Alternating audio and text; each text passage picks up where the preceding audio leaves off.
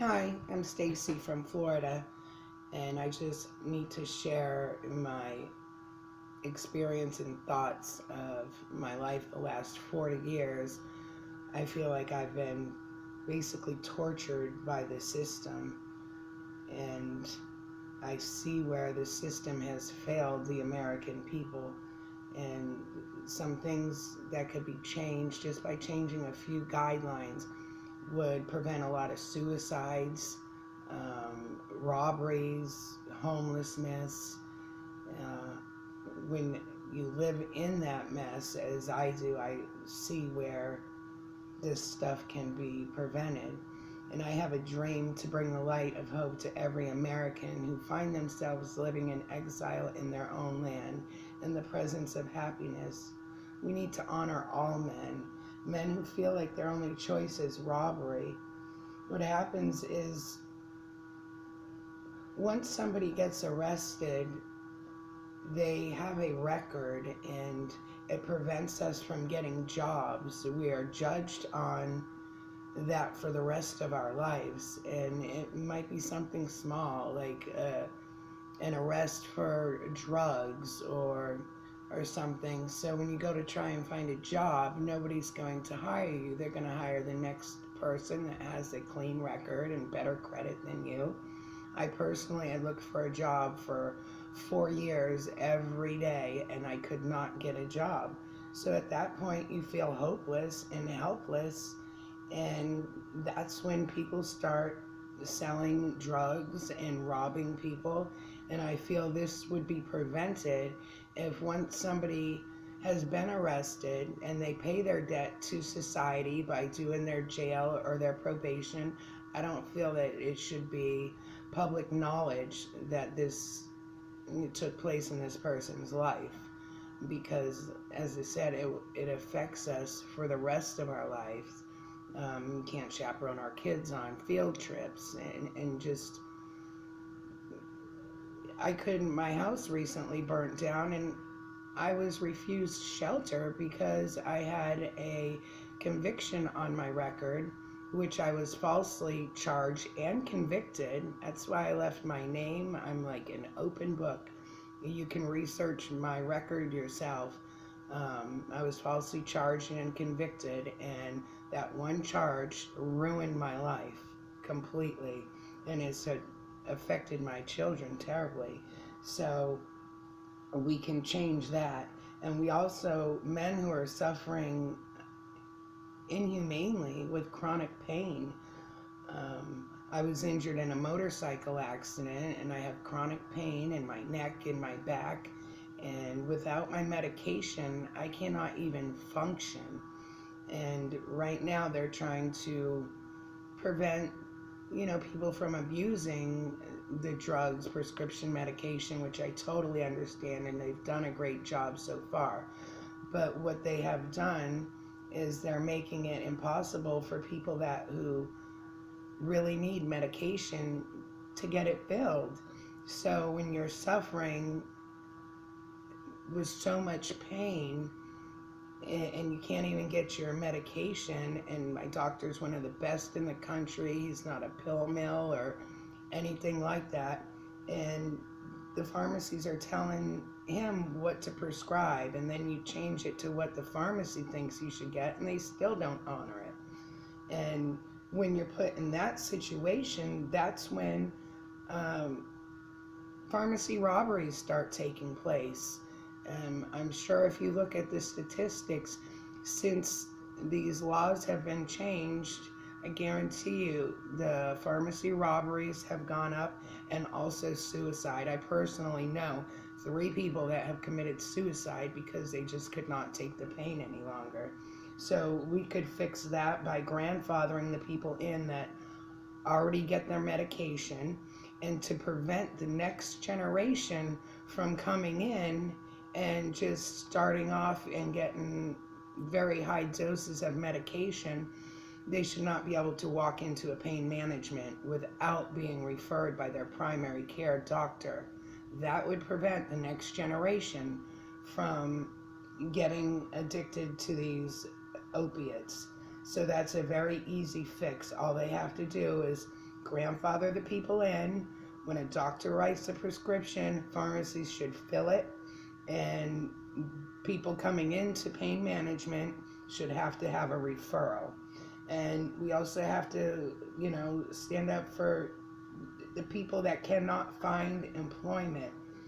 When you can't find employment, as I said, that's when you become hopeless and you feel like a caged animal.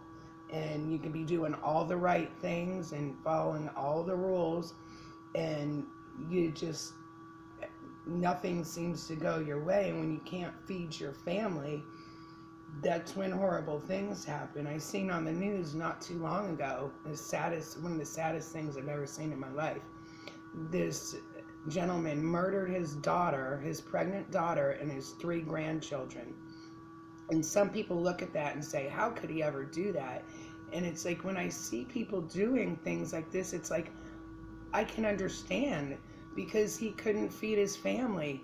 And I'm sure they were crying and screaming out for help, and nobody was there to help them. And granted, they shouldn't have had these children they couldn't afford, but we can't focus on that. We have to focus on the issue at hand and resolve this issue there. I totally believe that would have been prevented if they had resources that would help them. And homelessness, nobody would choose to be homeless. We're not lazy. That's not why we're homeless. People end up homeless because, I just lost my house due to a house fire. I had no insurance. So I went to see the resources that they have, and Red Cross helped with $300 and a hotel room for 2 nights, and that was it. I don't have any family. The only my daughters have to depend on is me, and that's it.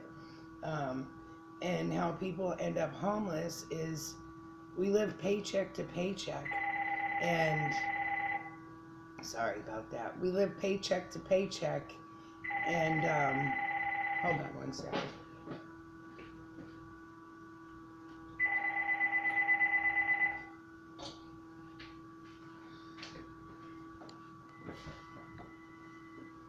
And if we get hurt at work or we get sick, our income stops, which in turn means we're going to lose our car, we're going to lose our home, we may even lose our children. And that cycle can be broke by not letting these attorneys drag your case out so they can benefit by the longer that these attorneys drag your case out, the more money they get if you're disabled. So they'll drag these cases out for 2 years. In the meantime, we have no income. We have no way to support ourselves, and this is where we become homeless. I believe that attorneys should have a deadline, and only a maximum amount of money they can collect off somebody who is disabled, and that would prevent suicide and homelessness. So the people that would be left are the ones that are very mentally ill. So if we changed that, the attorneys dragging the cases out, and also an incentive for these landlords to let people on disability move in, some kind of tax break on renting to somebody on a fixed income that doesn't have first, last, security, all that, to move in. That would totally end homelessness. But this is, we need to fight for the men who feel that their only choice is suicide, and families to someone in that same situation. Like, it starts with the families. If families turn their back on us and do tough love, that makes us feel like we're unworthy of love. And if we're unworthy of love, why should we love ourselves? And what kept me alive is my faith in the Lord, and knowing, my children would not be better off without me. My ex-husband said to me one day, "Oh, the girls would be better off without you." And if I thought that was true for 1 second and I did not have the Lord in my heart, I would have killed myself that day. I just feel like I'm tortured every day. And when my house, I lost my house due to arson. This was a year ago, and I've asked the state attorney to set up a plea deal, which would give him incentive to pay restitution. And they have not done that, and it's been a year. I don't believe that the state attorney cares whether my daughters and I are homeless. They only care about the conviction. It's like they get attaboys, the police officers, when they arrest somebody. I also feel that when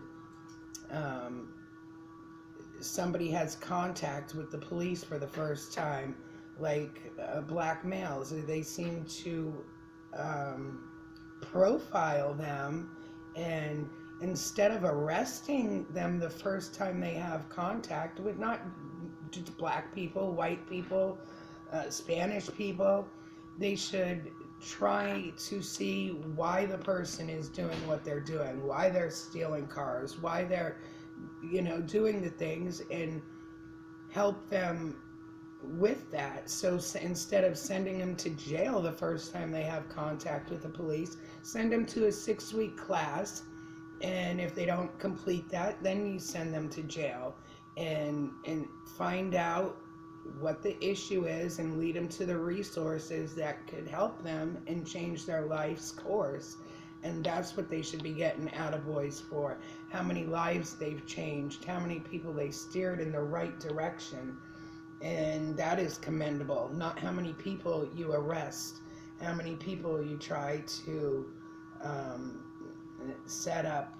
These police, they pulled me over the other day and said they smelled marijuana in my car. They did not smell marijuana. And the officer said to me, "You wouldn't believe how many people fall for that." So he basically told me right then that he was lying. He never smelt marijuana.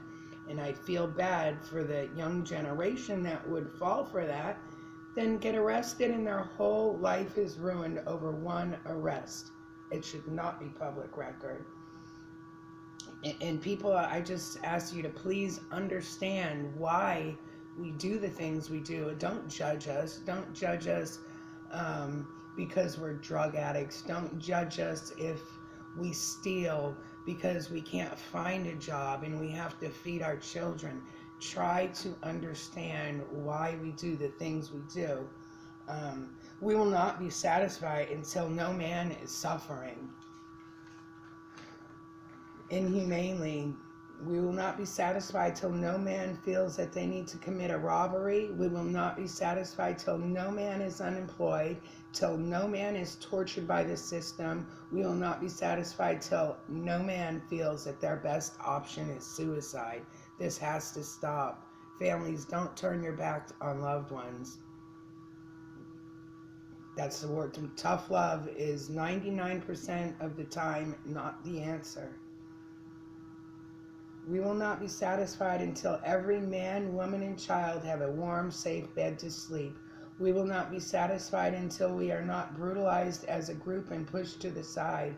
We refuse to believe that the check has been marked insufficient funds. We refuse to believe that the Bank of Just is bankrupt.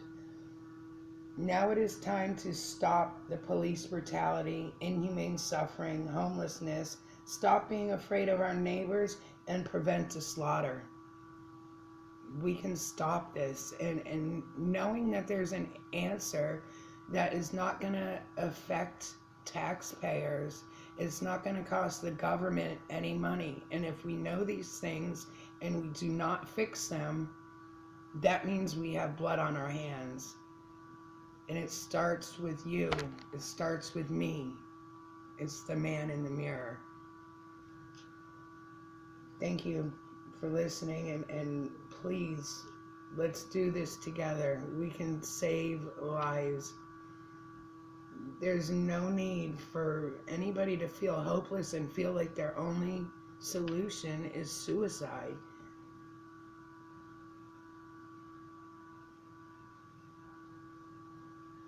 It starts with the man in the mirror.